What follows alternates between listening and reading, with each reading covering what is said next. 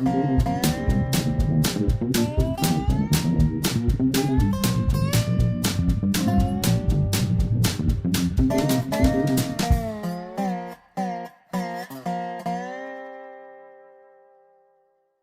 is Dave Monk, your Prairie Monk, WEFT Champaign 90.1 on your FM dial. And it's a nice sunshiny day outside. This is May the 31st, and this street has been blocked off. It's virus time, and a whole bunch of restaurant tables have been put out, separated, and the poor bar across the road is open, but at the back end, not at the front end. And the Seven Saints restaurant is operating. It's got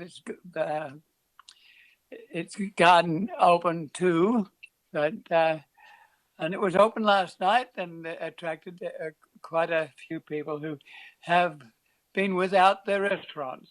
And this morning it's been open, and we're rather pleased. So the virus has taught us to be very different. Okay, apart from that, I'm wanting to talk to you about the Kickapoo Trail again. We're at this several times. I want the community to know the value of this trail. So that's why I'm repeating some of these things. We can also put these things into links and send them around. So it's called multiple use, but we're not in WEFT, we're remote, and but WEFT is still facilitating what we do, and it's always about public television, and Jason Liggett, we're just talking to him. So I want to say that we're looking for networking in East Central Illinois. East Central Illinois soils are very rich.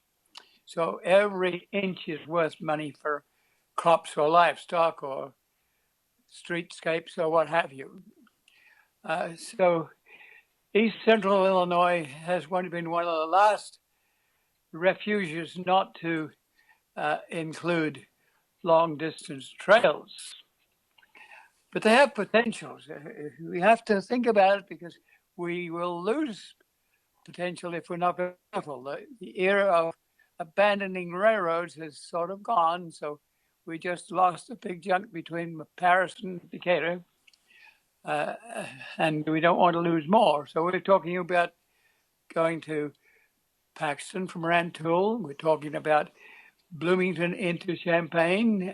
We're talking about Monticello to Clinton, Monticello to Cisco and Decatur. And all these places have features that are interesting. We're interested in eco-tourists who want to seriously investigate your town, your little village, your burg. Danville, for instance, has strip mines and polywogs, and it's famous for bringing people in from Kentucky and other places to do mining. So I'm looking at a rail bed between Danville and Champaign-Urbana, which closed fairly recently. This was the Big Four. It was an east-west line. A lot of railroads were anxious to get across the country and to be first to get there. So there were probably more railroad lines going east and west than you really need. But this was a heavy-duty line that joined Peoria, Bloomington, Champaign-Urbana, Danville, Petersburg, and Crawfordsville, and Indianapolis. It was not your backyard grain line. This was a heavy-duty line. That meant its ballast was also heavy. and a valuable line. When it was advertised to be abandoned, the rail trail people have been given the opportunity to buy. The intent being that a trail would preserve the dignity of the railbed. It was cheaper to expend on creating a bicycle and hike trail and a preservation trail than to 100 years later try to buy a right of way through cities and landscapes. So this line was somewhat up for grabs, and no agency locally had the courage to buy it.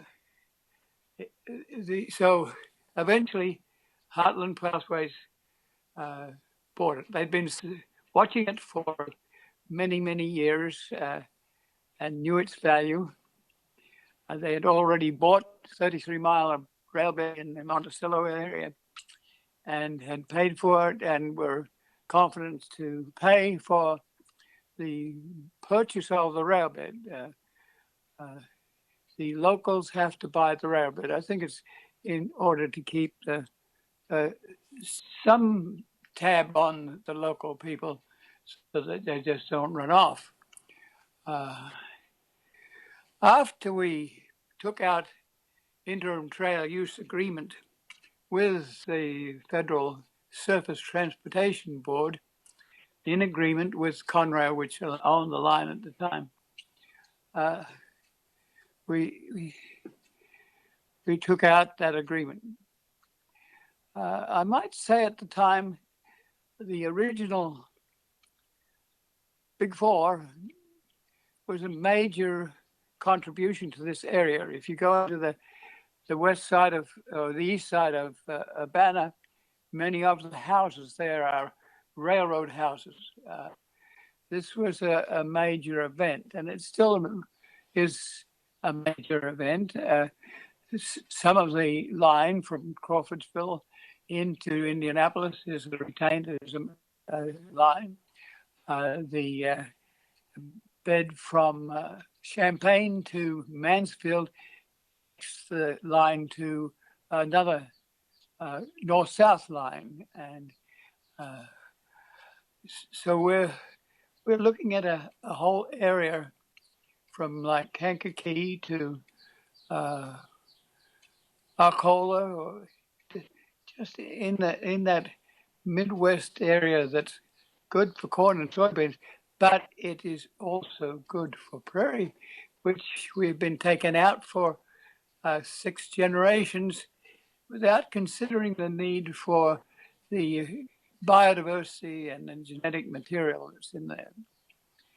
So every time we lose a railroad, and I'm using the name Heartland Pathways as a group that's tried to preserve the prairie. The line is developed linearly in the middle of what is usually a 100-foot wide right-of-way. So the soil and the plants on either side in the 1850s was not disturbed that much. It's taken on a few weeds and some trees, but it is still intact. So having reminded ourselves that this line is a little larger, a little more important, it has a bridge that is 100 foot over the ground and a quarter mile long, and that's a pretty healthy bridge, and it's intact, and there's a chance to extend into Danville.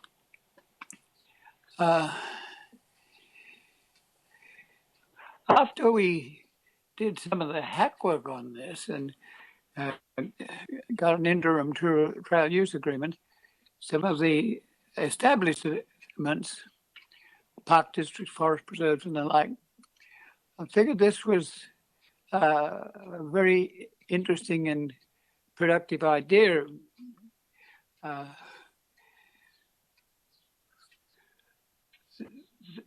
The Champaign County Design and Conservation Foundation indeed thought it was a good idea, and they, being a trust, thought they could raise the funds for the purchase of the line.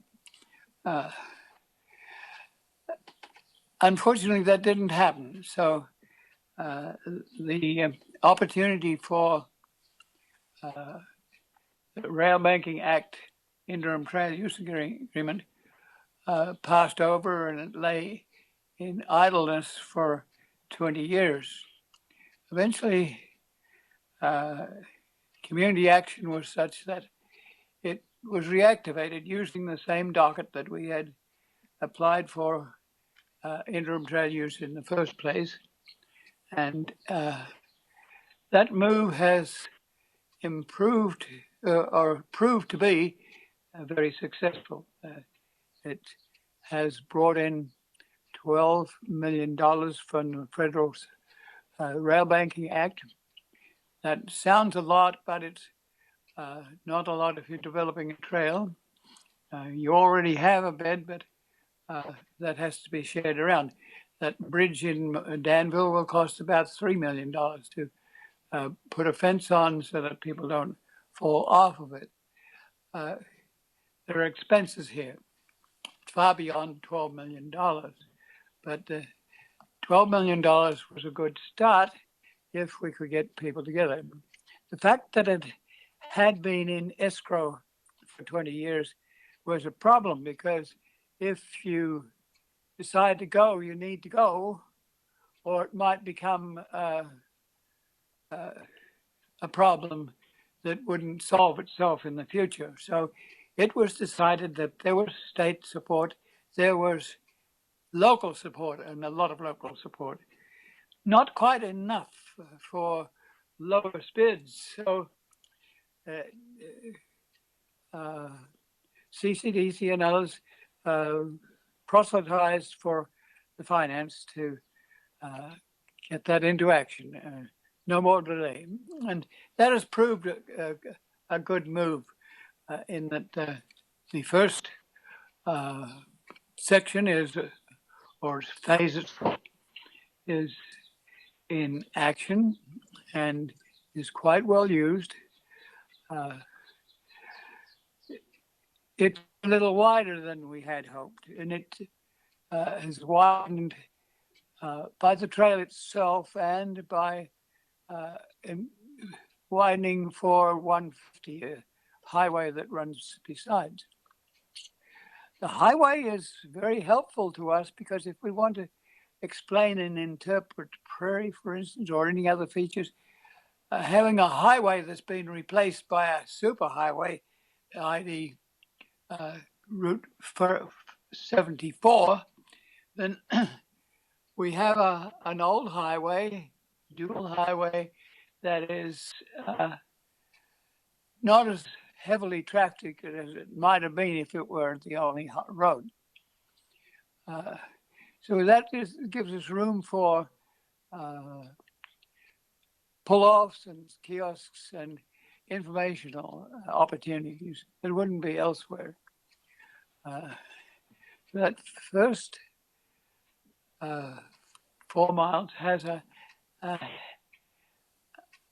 trailhead that has been organized by the Urbana Park District. It's just opposite the first section road on this corridor. Not even sure it's a section road, it's Smith Road. It goes across from 150 to Main Street, and the way to get to the rail trail extend along Main Street, which is a rather narrow and curly street. So it's we have been suggesting on another program that the rail trails start on the railroad line at Smith Road and then go straight back towards Danville. That will take some time to resolve. At the moment, the connection with the existing developed 7 miles is at the junction of Main Street and 150, near to Aldi's, near to the Urbana post office, near to Walmart. There's a little section there that's about a quarter of a mile long, and it was loaded with prairie. And it has in 20 years grown trees, sometimes referred to as crud trees because they grow quickly and they're not really native, they're invasives. But there was prairie there, and there still is a little bit of prairie. I was kind of disappointed that the initiation of this trail, a few more trees were planted. Trees are very attractive, and yes, they look good and you can hug them. The general public had to realize that the trail that had grown 6-inch diameter trees had to accept the fact that they had to be taken out in order to make a trail. They had to be also taken out to make it possible for prairie to survive. The only trees that survived were cottonwoods.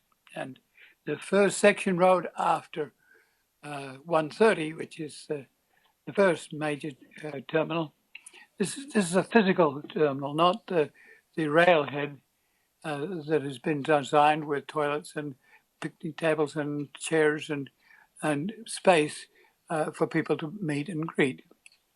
This is where 130 goes south. It goes south from High Cross Road. Once you get across 150, it becomes 130 and goes south all the way to Hinesboro.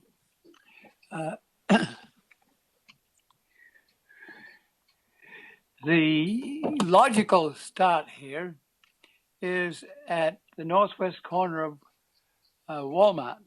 There, they have given parking space to visitors, and you can get out and walk to the nominal trailhead. And that trailhead goes up a gentle slope toward St. Joe. It's the end of morainic activity associated with Yankee Ridge Moraine. So it just gives you a little bit of rise in a relatively flat landscape.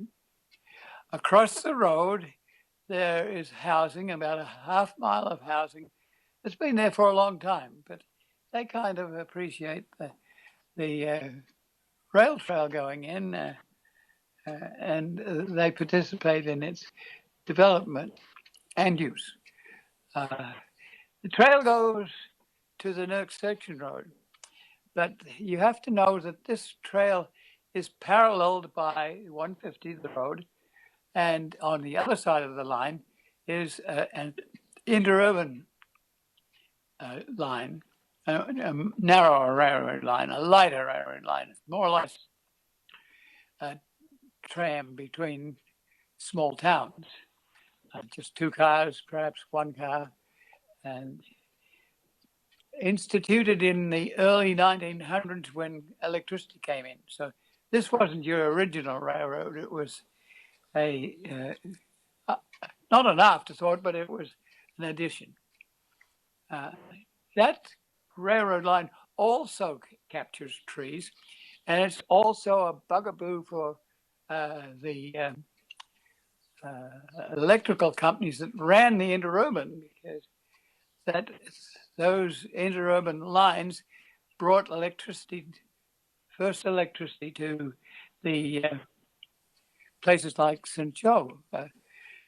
So that line is cherished and it's well established, but it shouldn't have trees. And if we have prairies, and we'll preserve prairie on it, we have to perhaps at some time make an agreement with Ameren that owns the line now. It used to be Illinois Power, to keep the prairie there, keep the lines from shorting to trees, and combining that with the railroad bed. So the first intersection is, or section road is Cottonwood, and if you want, you can go side trails up to Trees Woods and Brownfield Woods and Phillips Tract and investigate some of the landscape that remains. But otherwise, you're going straight towards Mayview. And this section was kind of loaded with prairie. It even had a pull-off. You could, as a researcher, you could pull off and get access to the bed without having to walk in from either end. That day has changed a little bit because the road has been widened into the prairie. So a new drain has been pulled on the roadside side. Nothing has really happened on the interurban side, except in some places it's used for a drain. So we get to the next section road, and there's a cemetery, Mount Olive Cemetery there. And it's full of the local history that you could enjoy in this general area. It's a little rise that comes with glaciation and a little ambiance. And you can look through from the hill to the Falls elevator in the distance. And the grave you might be looking at could be the grave of Mr. Falls. So you have some settlement history here. And then you get to Mayview, and there are always areas that are mown out because since we invented rotary mowers after World War II, the world has gone forth to create neatness and tidiness, but it really was often much more interesting to drive a natural road in the past, and in some places in the present, and perhaps in the future. We hope so. Even the idea that you have to have a clear line of sight to drive off if you have to drive off a highway is different. In fact, if you have prairie there, the prairie can help to quieten a blow to a car that's not operating properly. So we have had our debate about this corridor. One of them has been as to whether you should have a trail authority, which might include even farmers who might object to this trail.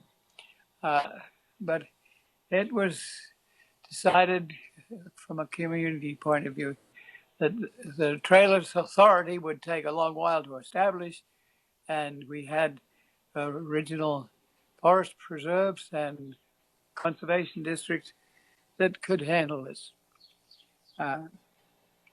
So the trail has been designated a part of the Champaign County Forest Preserve District and the Vermilion County Conservation District. And those two bodies work together to create a 25-mile trail. So it's been going in pieces. We've got as far as Mayview, and we've been looking in the distance at the Falls elevator.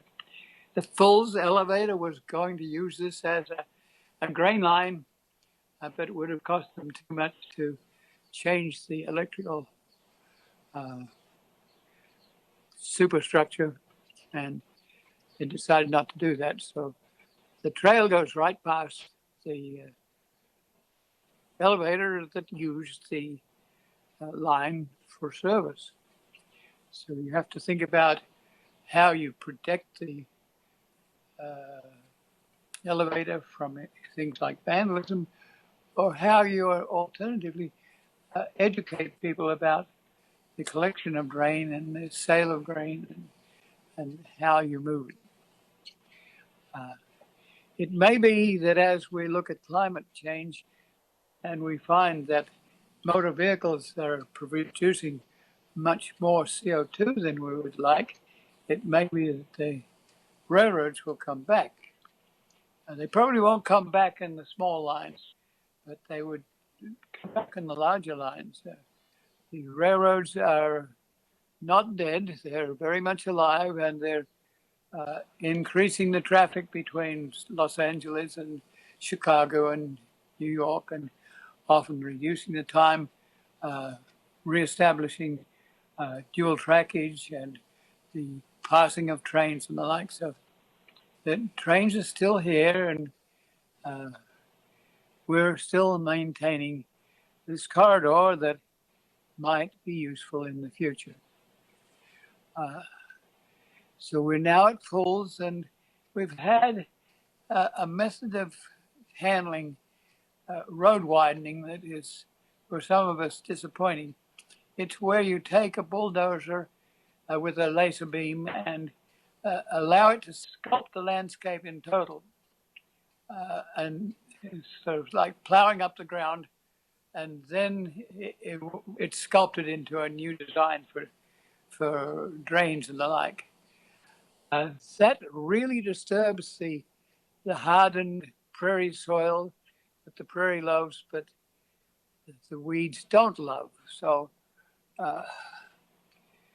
we would like to suggest that future trails on this same corridor would not do quite as much sculpting as in the past, that you would tend to sit on the sidelines with a backhoe and take out, if you want to take out 2 inches and that's the amount, you don't have to take out 3 feet and then return it to soft soil, which the weeds and cultivated plants just love. We would like to leave the land as intact as possible. When you go past Few Falls, there has been some sculpting of this nature. The nature people have been given the opportunity to harvest plants, full plants, and seed from the remnant prairie. And some of the soils that include prairie seeds and prairie clones go to the Forest Preserve Homer Lake area, where they will bloom as almost remnant prairies with their soil and their seed, and that has been happening. So all is not lost. We're there. There is when you come to Pioneer Grain, the road used to follow the railroad line, and the railroad line goes to a node in the sigmoid curve of the Salt Fork, which you have to go over. So at one stage, the road followed the railroad line, and the interurban followed on the south side. So there were 3 bridges across the what I assume to be the node of the S-shaped drainage basin, which leaves you with a cut-in embankment on the Jove side and a deposition on the west side. It's almost like you are creating a little high spot where you could dive off if you were going to dive into the water, or a low spot or a beach on the other side where you would picnic. So that area has been planted to native trees by Soil and Water Conservation and other agencies, and it too will come back to nature. The railroad line, the trail, will still come across the old corridor, and the old corridor has been mown for years. There's almost no traffic on it. The road is relatively narrow, and it is remnant prairie, and we cherish that remnant prairie. It will for years look a little daggy, because when you bring back a remnant prairie to its original, which we hope we might do, it looks not awfully exciting. So there's a temptation to encourage it, to feed it some ambiance, to put in some black-eyed Susan or yellow cornflower or things that work fairly quickly and get it back to what might be normal. But we would, as researchers, we would like to leave that corridor alone so that we can get an idea of what was a natural area in 1830. So now we're in St. Joe, and the last summer the trail has been extended from the mid part of St. Joe to the eastern old part of town, the last street in town. But then there is a situation that I really want to talk to you about. It's about a mile long. It is between the last old street in St. Joe and the bend that takes the road around and over an S-shaped curve over the Union Pacific Railroad. There has been 20 years of solid development on the north side of 150. And counter to that, or in association with that, the prairie that's between old St. Joe and the bend around to the bridge has been mown to death. And it used to be really, really good prairie. If you let it be, then it will come back. Not all of it will come back. I suspect some of it has been oversized, so it won't come back. It'll have to be replanted. But I hope that as that segment of the corridor is worked, that the plants will be allowed to come back and that they will be identified and given character so that the people across the road are not frightened of snakes and alligators and not worried about the prairie, which traditionally 6 generations of people have been getting rid of. And frankly, it does not look as respectable as a 300-year-old tree or a mountainous landscape. So, but we're doing with what we've got. And there is a chance that as that railroad bed is reactivated as a trail, that the right-of-way should be established back to prairie. It won't be easy. It may take 20 years to change the attitude, but young folk especially are wondering what is left of their habitat, their heritage in terms of biology. And it's highly likely that they will speak for this part of the corridor as a unique piece of prairie soil and prairie plants and prairie animals too. Sometimes it is amazing if you stand in the prairie and a meadow vole comes up and sits on your foot. There's something about that, and I don't think it's ever going to be replicated by mowing and the introduction of plants that can be mown.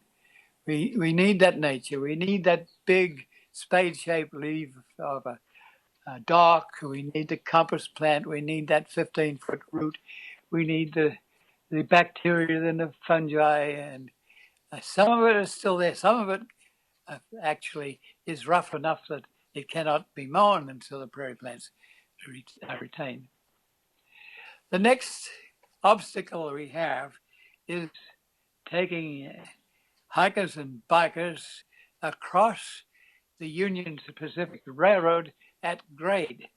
It is a rather daunting task because the trains can come through there at 70 miles an hour. There's also a parking lot for a mile-long train or even more. And unfortunately, a year of probably 10 or 15 years ago, an abutment of the bridge was torn down and the bridge failed. So The bridge is a fairly new bridge. Unfortunately, if we had realized, we could have asked for a bicycle trail on the bridge, and the bicycle could have gone over the bridge and down the other side without going across a grade. But it looks like that intersection is partially been saved by the fact that the Big Four line went in before there was a Union Pacific line. So it has the right to go across that grade. So there will have to be some precedence for how people get across that safely. It has lots of precedents in other places. You just have to be careful. And people walk across railroad lines all the time, but this is a rather special one. And what's more, they might like to have a third line for the parking of trains.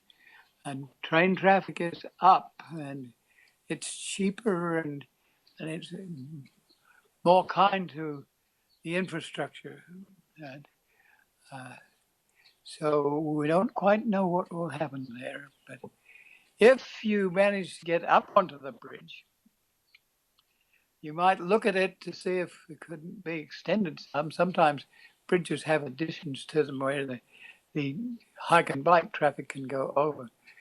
We're not sure whether that would meet engineering details, but that's a thought. But if you're on top of that bridge and you're looking down, you're looking at the road. As it went over the railroad, it went from the north side of the railroad line to the south side of the railroad line. So now you have a road on the south side, then you have an interurban sandwiched between the road and the rail trail line. That gives us a little bit of extra preservation of soil and prairie plants. And that goes 15 miles to Oakwood. And we would like to make sure that that corridor is not as wide as the one at Havana. The one at Havana is very good for disability people. They can use it as wide, they can pass each other. It's good for EPA because you put 8 inches of fill on the ballast, and that protects humans from creosote. But then you go down the side and that takes out all the prairie. So I would want to modify the planning for trails between St. Joe and Oakwood. And not easy, folks. It will take perhaps many years, and we may not have many years because contracts for developing a rail trail don't usually stay around for a long time. So we have to do a lot of educating. So this is why I'm talking to you about it now. There have to be township supervisors. There have to be township boards.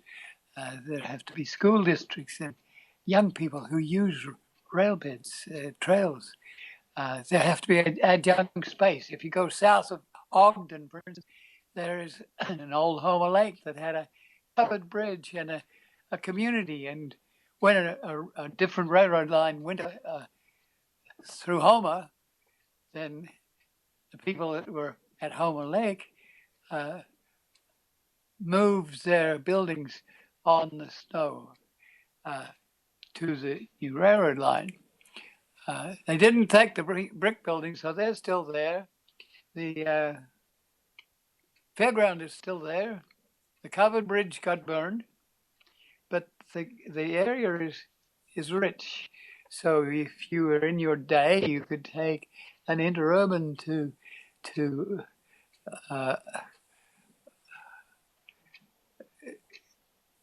Ogden, and then go south to the old Homer Lake and engage in foot races and all sorts of nonsense that were part of the recreation of the day. So we're looking at that, and a bit further down to the west, there is a modern Homer Lake, which adds to that territory. So we look at adjunct space.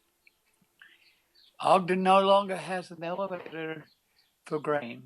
It was brought down by the tornadoes that went through, and you can still see the tornado activity there. It came through Homer Lake and dispersed their buildings there. It seems to be a corridor that happens more than once. But once you get through Ogden, you're very near to Vermilion County, and right there at the east side of Ogden is a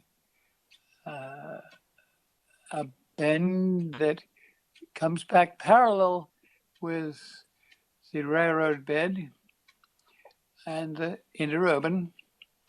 And Mr. Esworthy lives there. He has farmland nearby, and that's a challenge because every farmer will need more land for more corn and soybeans. We're a little sarcastic about that, but we would like more biodiversity, if anything. But anyway, then there's Rumpler. And Rumpler is a very small community with a square elevator. Square elevators didn't have a lot of character. They were not as strong as round elevators, and made of concrete brick, and not as strong as concrete in itself.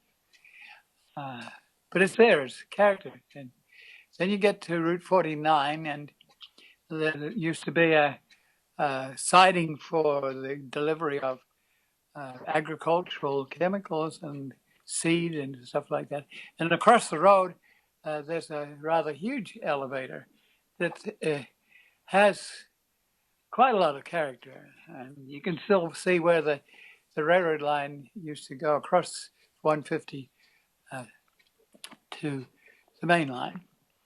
And you got a little further and you realize that there's this interurban that parallels the main line used to have to be boosted. First it was direct current, and you had to have places where you would have booster stations. And then you get into Fithian. Fithian, by that time they had decided to do AC current, alternating current, and that was, you didn't have to boost as much, but you still had a boost of the two-story part to the building, and you could boost the current there, and that interurban station is still intact, and the people who are occupying it are treating it very well. So on we go to Muncie, and Muncie was the start of a big fault underneath geologically. This was mining, and deep mining brought up the mulch, or the unwanted materials, often heavy in sulfur. So these were interesting gob piles. They had color. You could run up them and run down them and enjoy them, but they were not very favorable to stream well health. So we keep going through Muncie, and then we come to Muncie High School, and then Bronson, and there's a township garage there, and there's a mile of prairie. It has been rather wonderful. The interurban portion has been taken over for farmland, but the corridor is a mile long between Bronson and Oakwood, and it is loaded with prairie. It hasn't been burned effectively. It hasn't been looked after and maintained, but it's still maintained itself. And in 20 years, the Prairie has crept up onto the railroad ballast. So I would like to suggest to you and everyone else that there's a bypass road that goes from the Hicks-Gas portion where the road for 150 goes south and then through the south end of Oakwood. We have a shortcut that goes parallel to the railroad line, adjacent to the railroad line. It's kind of a narrow road, but I'm and other people are thinking that that road could be converted to a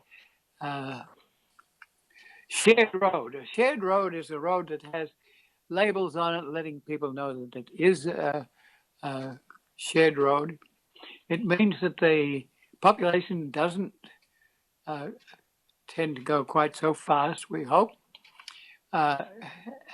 It doesn't deny them the access, but it also provides some interest, and we're working at that area to hope that it will be retained rail bed and all as prairie, and that the trail will go onto the road next door. That will take, again, a lot of emphasis from people who are biologists and other people. It's just big enough plot to provide a mating room and feeding room for butterflies and birds, and it's a little on the low side, and the nearby fields can easily get soaking wet. But we have some teaching to do too. We have a new township supervisor there who tends to use a 15-foot bush hog to mow the roadside, and that takes out a lot of the prairie. So we're working at trying to improve that situation. Then you get on to Oakwood, go through Oakwood. The Oakwood Trail has bends and transitions in it, and that's important to us because it says that the Surface Transportation Board at the federal level does not really care what you do with the railroad right away, as long as it is kept in contiguity, and that is happening. So that means that it will be okay to use the bypass road for a place to mosey you away past the prairie and wonder what the hell it is, but to give a few signs and let people understand that this is their heritage. I don't know what about Vermilion County's got more forest, but Champaign County had 94% prairie. So then we're getting close to Bucktown and the big bridge over the Vermilion River. And it is high, 100 feet off the ground. It looks over the trees. It's interesting to stand on it and look at the tops of trees. It has off-road vehicles running around underneath it. It has foresters looking at the forest. And foresters don't necessarily these days pick out a tree and snig it out. They tend to take a lot at once. It's easier to clear cut. So there's reasons for talking to foresters there. This bridge has 998 bridge ties, which are huge. They're much bigger than a regular railroad tie. We were dropping in regular railroad ties between each because when we get neophytes to walk across that bridge, they invariably freak out because they're not used to heights. And you look down there, wow, and you're afraid that they will wobble and move off the bridge. It's the sort of bridge that had little jut outs so that you could stand if you got caught by a train and it came through and you needed a place to stand, you could stand. It'll be a wonderful icon for the neighborhood, and it's near the Kickapoo State Park, which is representing mining that was deep mining, as well as strip mining. And it was like plowing with a furrow, and you'd plow out one line and let the river run in the ditch, and then you'd pick out the coal in that position. And you'd have people from Kentucky and Tennessee here to grow the fodder for the ponies, the pit ponies, that would draw this coal out. There are sites where at Mission Field where you could stand on the edge and look at this sort of plowing of the landscape. And the character of Danville has much of the character of Southern people who came here to work. There is, as usual, when a railroad line closes out and it has a yards, a 1 mile railroad line that comes back to meet the end of the Kickapoo Trail. And that yard hasn't been receiving a lot of attention lately. And this 1 mile has received some federal designations which allow it to put it into reserve and not be taxed according to the fact that it might be used by a 1 mile long train every once in a while. There is the vague hope that that piece of line that runs past a little village called Hillary, that it would allow access to Vermilion County, Danville.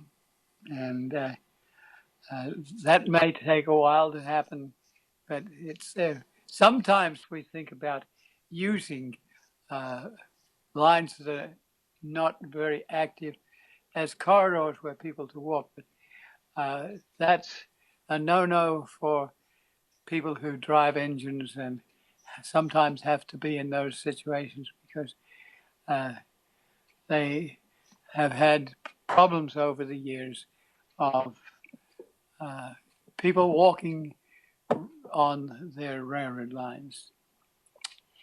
But we are helping. And I don't know how that can go through to Petersburg and Crawfordsville and into Indiana, but certainly there are other corridors. There's one that comes down through Ridge Farm. Absolutely delightful wooden bridges that you could look up to. And they were taken out, and I was so disappointed that that would happen. And but the work that went into creating those bridges was absolutely tremendous. If you go further south on Route 1 to places like Cowden, there were similar bridges. Sometimes there are approach bridges to a truss bridge, and they were a mile long, and people had to take unscrew the bolts on rails that were on those approach trestles, and they would carry a little bucket of water just in case they caught the bridge on fire. But one I know of, the whole bridge caught on fire and a mile of trestle went. And these are structures that really amaze you, and they're the sort of thing that attract tourists who not only eco-tourists, but they're social tourists. They're interested in finding out who you are, what's your ethnic background, how did you get here, what are you doing, and why is this place interesting, what rivers do you have, what hills do you have, and what can you do in this landscape. So we have fun doing that. And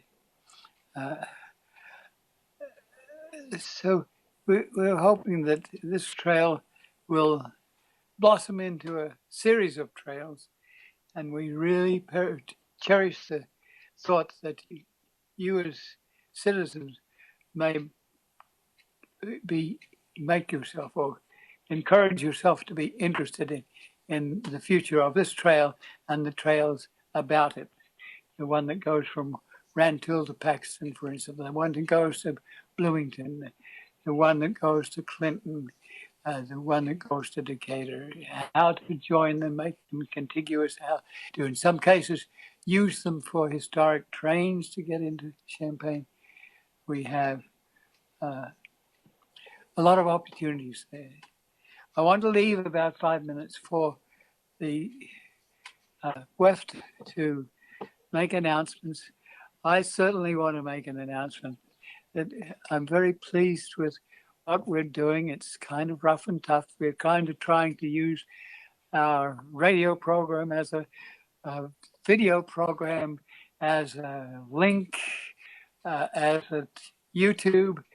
It doesn't always work for everything, but we really cherish the opportunities that we've had to be a part of trail development in East Central Illinois. And we hope soon to do a kickstart in the Rantoul area, which we hope will give us a little extra land to encourage the Department of Transportation to think about a whole Route 45 trail to Paxton. And so we want you to nose around, get on your computer with your satellite feed and look at these places. You can't possibly walk them all, but the satellite feeds have made it possible for us to look and see and enjoy. And so if you're at home not doing anything else, I have a task for you is to follow up this and the last 2 or 3 talks to find out where these facilities are and how you might help their establishment and well-being for other generations. This is Dave Monk, your Prairie Monk, WEFT Champaign, 90.1 on your FM dial.